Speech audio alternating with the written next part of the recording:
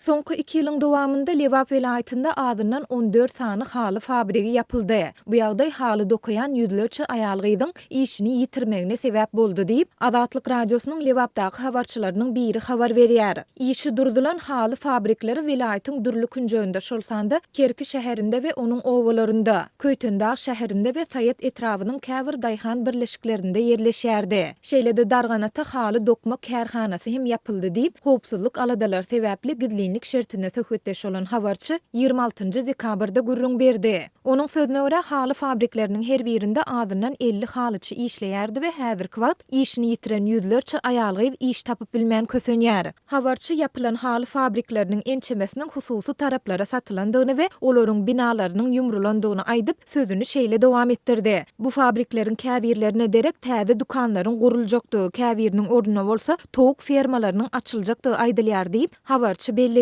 Azatlyk radiosuna bu barada diýişli türkmen resmiýetlerinden kommentari almak häzirlikçe başartmady. Ýöne bu habar türkmen milli halçylyk sunugatynyň UNESCO-nyň adamzadyň maddi däl medeni mirasynyň sanawyna girdilen mahalyna gawat geldi. Bu baradaky karary 9-14 dekabr aralygynda Kolumbiýanyň paýtagty Bogota şäherinde geçirilen Birleşen Milletler Guramasynyň bilim, ilim we medeniýet boýunça guramasynyň maddi däl medeni mirasy gorap saklamak baradaky hökümetara komitetiniň 14-nji mejlisiniň dowamında gelindi. Şu aýyň başynda Türkmenistan bu baradaky diýişli teklip bilen ýüz tutupdy. 16 dekabrda Türkmenistanyň prezidenti Gurbanguly Berdimuhammedow bu habar bilen baglykda gutlaw iýerip muny taryhy ähmiýetli waka diýip häsiýetlendirdi.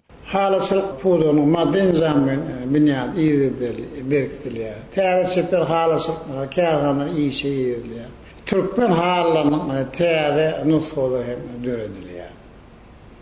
Halyçylaryň netijeli işlemekleri var. Diýermek bolsa mähli şertler hem döredilýär. Diýip döwlet baş tutany öz gutlawynda bellidi. Ýöne Azatlyk radiosy bilen söhbetdeş bolan türkmensanlaryň ençemesi ýurtda gölleri, döwlet baýdagyny we döwlet gerwini bezen türkmen halçylygyna bolan ihlasyn, onu dokumaga bolan höwesiň ýyl-ýyldan azalýandygyny aýdýar. Munyň sebäbi Türkmenistanda halçynyň zähmetine tölenýän hakyň pesligi, daşarky bazarlara çykaryljak hallara basylýan böwet, halynyň bir adamyň şahsiýet kultuny dawaralandyrmakda ulanylmagy bilen düşündirilýär.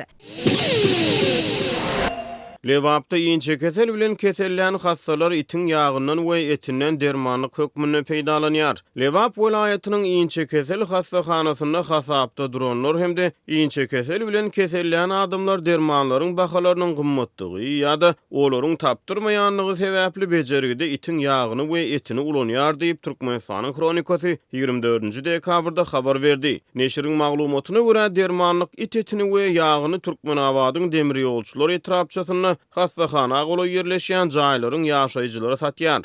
Eredilen it ýagy 100 gramlyk stakana 900 manatdan, it eti 3 litrlik bankada 150 manatdan satylýar. Ýinçe kesel Türkmenistanyň iň howply keselleriň biri bolup durýar. Ozalky ýyllaryň hasabatlaryna 2015-nji ýylda Türkmenistan ýinçe keselden ölýän adamlaryň sany boýunça Ýewropada we Merkezi Aziýa ýurtlarynyň arasynda iň ýaramaz birinji orna eýledi. Bu hasabaty profilaktika we keselçilige gödäwçilik boýunça Ýewropa merkezi bütün dünýä saglyk guramasy bilen birlikde ýaýradypdy. Bütün dünýä Saglyk Guramasynyň sanlaryna görä 2015-nji ýylda Türkmenistanda 3800 adam, 2016-njy ýylda 2232 adam ýinçe kesel bilen hasap alyndy. Guramanyň soňky sanlaryna görä 2018-nji ýylda Türkmenistanda jemi 2700 adam ýinçe kesel bilen bagly hasap alyndy. Olardan ýinçe keseliň derman serişdelerini durnukly görnüşi bilen kesellän 1098 adam saglyk bejerigisine başlapdyr. Bütün dünýä Saglyk Guramasyna görä Türkmenistanda 2018-nji ýylda hasap alynan ýinçe keselli erkek adamlaryň sany bu kesele ýolugun aýallaryň sanyndan köpdür. Gurama bu sanlary resmi görkezjileriň esasyna taýýarlaýar. Finçiler Türkmenistanda resmi statistikanyň hakykaty açyp görkezmeýändigini aýdýarlar. AIDS ýinçe kesel we gyzdyrma keselleriniň garşysyna göreşmek üçin global gazna 2010-2018-nji ýyllar aralygynda Türkmenistana 23 milyon dollardan gowrak maliýe himayatyny berdi. 2016-njy ýylda bütün dünýä banky Türkmenistany ortadan ýokary girdejili ýurtlaryň sanyny goşandan soň Türkmenistan ýinçe kesele garşy global gaznanyň himayet mümkinçiliginden mahrum boldy. Gaznanyň Türkmenistana değişli maliýe kömegini kabul edici we ýerine ýetirici gurumy Birleşen Milletler Guramasynyň ösüş maksatnamasynyň Türkmenistanyň ofisidir. Türkmenistan 2018-2021-nji ýyllar aralygy üçin iňçe kesele garşy global gaznanyň $4 milyon töweregi wagtlaýyn maliýe hemayatyna ýüz tutdy. Ýüz tutmanyň nusgasyny gaznanyň resmi web-saytyndan indirmek mümkin. Türkmenistanyň saglyk resmileri Lewapda yerli ýaşaýjylaryň it etinden we itin ýagyndan dermanlyk hökmüne peýdalanmagy bilen baglykda resmi düşündürüş bilen çykyş etmeýär.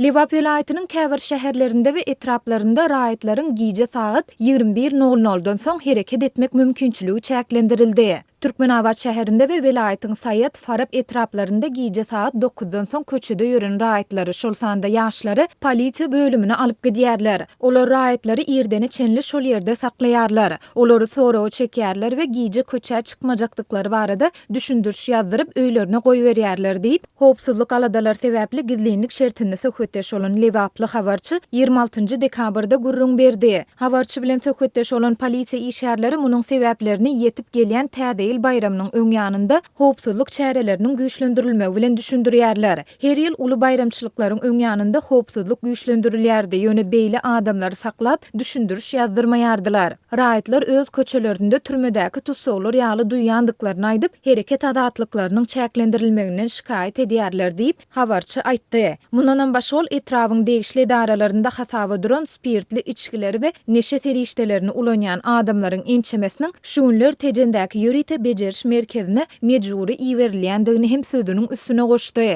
Adatlyk radiosyna bu güýçlendirilen howpsuzlyk çäreleri barada Lewap vilayatynyň polisiýa bölümünden we beýleki degişli edaralaryndan kommentari almak başartmady. Türkmenistanda bellenýän ýa-da geçirilýän uly bayramçylyklaryň we halkary çäreleriň şeýlede döwlet başçylygynyň regionlary edýän saparlarynyň öňýanynda adatça howpsuzlyk çäreleri güýçlendirilýär. Adamlaryň we awtologlaryň hereketi çäklendirilip, köçelerdäki polisiýa we howpsuzlyk işgärleriniň sany artdyrylýar. Şu aýyň başynda Adatlyk radiosynyň marda habarçylary vilayatyň çäginde howpsuzlyk çäreleriniň güýçlendirilip, hususy dukanlaryň ýapylýan wagtyna gözekçilik edilýändigini we raýatlaryň giýje saat 22:00-dan soň hereket etmek mümkinçiliginiň çäklendirilýändigini aýtdylar. Şonda Adatlyk radiosynyň habarçysy bilen anonimlik şertinde söhbetdeş bolan polisiýa işgärleri munyň sebäplerini ýetip gelýän bayramçylyklaryň öňýanynda howpsuzlyk çäreleriniň güýçlendirilmegi bilen düşündiripdiler. Türkmen häkimetleri bu howpsuzlyk çäreleri we olaryň sebäpleri barada resmi düşündürüş bermeýärler. Bu barada ýurdun döwlet mediasynda hem hiç zat aýdylmaýar.